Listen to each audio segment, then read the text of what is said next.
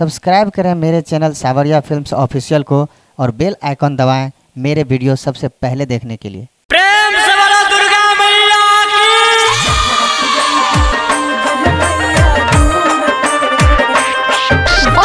Recording studio Chhattisgarh.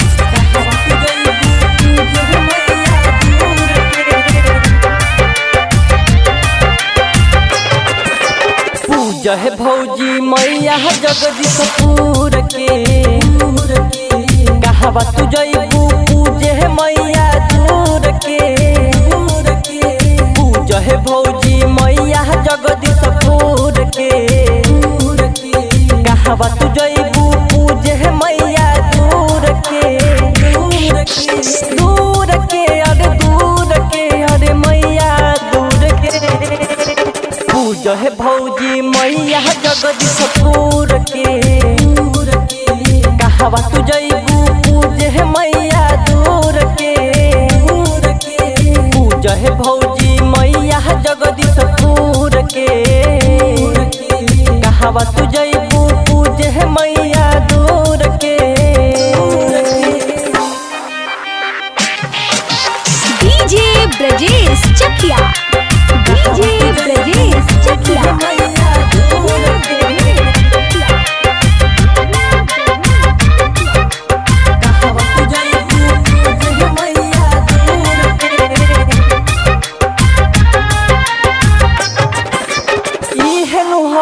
मैया से रहवाली हो, केहू कहेला मैया दुर्गा काली हो। केहू कहेला मैया दुर्गा काली हो। इहनु होई मैया से रहवाली हो, केहू कहेला मैया दुर्गा काली हो।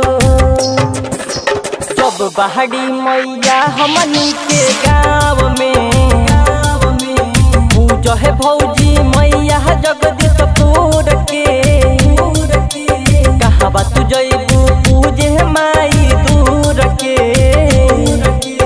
पूजा है भौजी मैया जगदीशपुर के। डीजे ब्रजेश चकिया, डीजे ब्रजेश चकिया।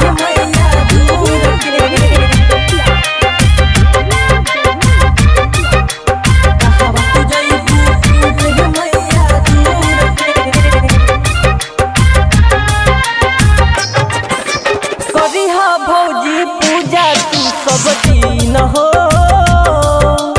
माई के रोजे जाके तू मंदिर हो। माई के रोजे जाके तू मंदिर हो। करिहा भौजी पूजा तू सब दिन हो, माई के रोजे जाके तू मंदिर हो। मैया से मंगिया हथवा दुनू जोड़ के, कहवा तू जइबू पूजे है माई दूर के। पूजा है भौजी मैया जगदीशपुर के, कहवा तू जइबू पूजे है माई दूर के। डीजे ब्रजेश चकिया, डीजे ब्रजेश चकिया।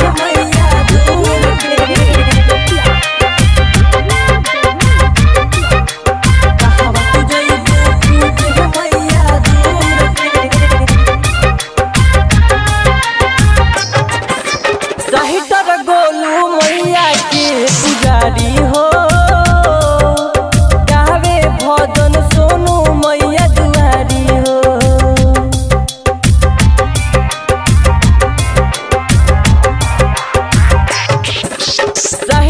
गोलू मैया के पुजारी हो,